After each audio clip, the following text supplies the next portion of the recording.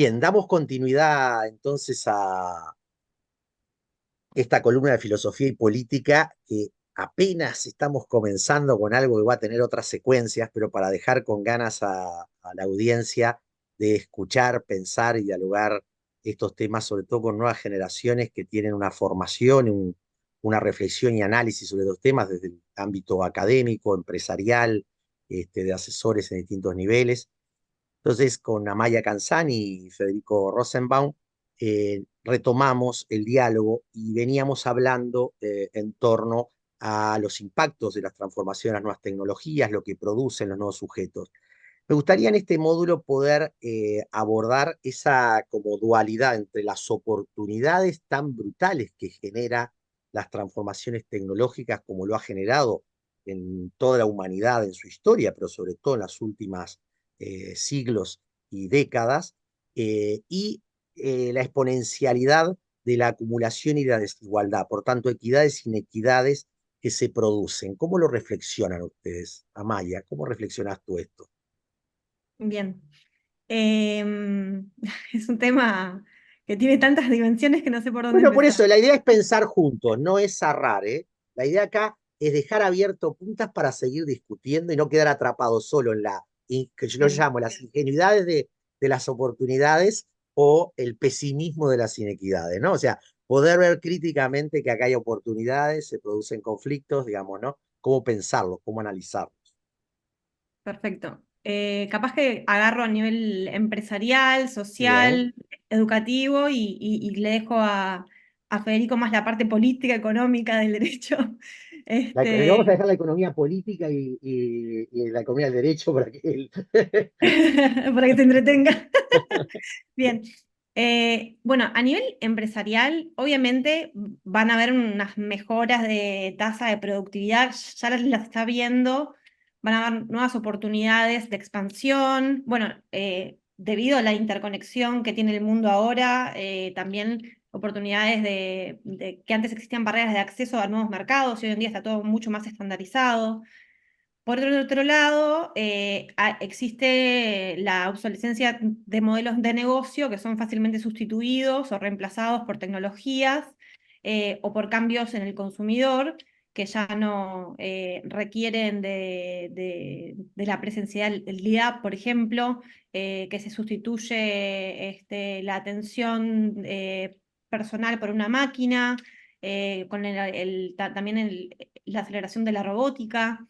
Em, a nivel de lo que es equidad e inequidad, a nivel de equidad creo que le da como que empodera a pequeñas empresas, startups, a poder acceder a la tecnología que estas grandes Big Tech companies ponen al servicio, algunas de forma abierta, otras contratando el servicio de la compañía para poder expandir a menores costos que antes y menor inversión una empresa pequeña. Por otro lado, existe un dominio de estas grandes corporaciones que hace que las barreras de entrada para todo lo que es el mundo tech se vean amenazado. Y ahí existe, bueno, diferentes factores como la monopolización, etcétera, que están impactando a la inequidad.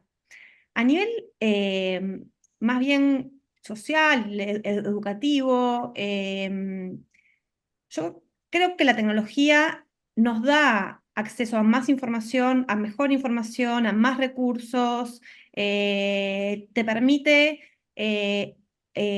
acceder a conocimiento que antes estaba capaz reservado para una parte muy pequeña de la sociedad.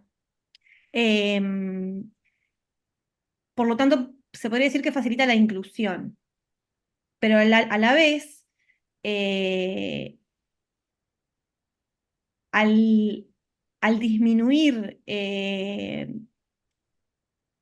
las posibilidades de acceso a un trabajo estable, a un trabajo, eh, eh, digamos, tradicional, hay como que se desdibuja también la sensación de identidad de la persona, empiezan a haber inequidades y brechas a nivel económico entre las diferentes sectores, también todo lo que es la hipervigilancia de datos que mencionaba Federico.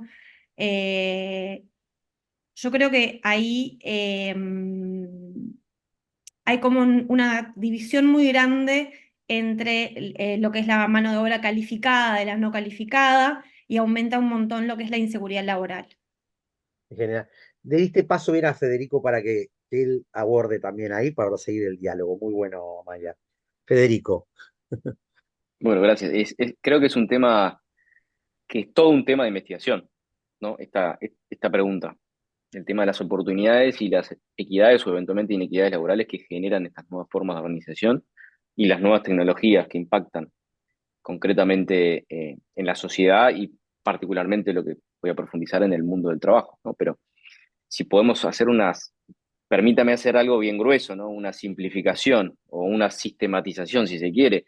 Si podemos hablar de alguna oportunidad, creo que sí las hay, ahora Amaya recién comentaba algunas, pero oportunidades sin dudas. Por algo la tecnología debería estar al servicio del hombre para generar oportunidades, mejoras, crecimiento, etcétera. Dentro de las oportunidades, creo que es destacable que las tecnologías permiten acceder al empleo a grupos vulnerables o incluso grupos desplazados. Eh, Poner el ejemplo de los migrantes, ¿no? Si yo soy un trabajador migrante, tenga o no tenga especialización, es mucho más difícil insertarse en un país, no solamente por cuestiones culturales, regulatorias o lo que sea, que las tecnologías hoy están facilitando mucho por las bajas barreras de entrada en algunos puestos de trabajo. Y pongo el ejemplo y lo vuelvo a traer a la mesa de las plataformas digitales. Hoy para que un repartidor pueda empezar a trabajar para una app, necesitan una cédula de identidad, básicamente. No mucho más que eso. En algunos casos, requisitos más, requisitos menos, pero es una forma de generar oportunidades para este grupo, sin lugar a dudas desplazado, si tenemos que pensarlo en términos clásicos de un trabajo tradicional. Para tener un trabajo tradicional es mucho más complejo, o hay más barreras y por ende las oportunidades se reducen mucho más. O sea que se genera un espacio bastante interesante para los migrantes. Lo mismo pasa con las mujeres. El trabajo de las mujeres como un grupo desplazado en muchas ocasiones permite, como decía hoy más temprano, la conciliación familiar y trabajo, quizás en un trabajo tradicional es mucho más compleja que en trabajos de esta índole que están, por lo menos promoviendo mayor autonomía de elección de cuándo trabajo, cuándo no trabajo, y la tecnología al servicio de esa toma de decisiones, ¿no? Ni que hablar de los desocupados del sector formal, del trabajo. Quizás si se quieren insertar nuevamente a un trabajo clásico o tradicional, les va a costar mucho más que estas escasas barreras de entrada en estas nuevas formas de organización del trabajo, como mencionaba. Puse tres ejemplos por poner solamente tres ejemplos de oportunidades, ¿no? Pero, y la baja barrera de entrada un aliciente para generar oportunidades. Pero no todo es color de rosas, sin lugar a dudas. Y aquí creo que entra en juego de forma bastante trascendente las inequidades que generan estas nuevas formas de trabajo. Y pienso en algunos casos.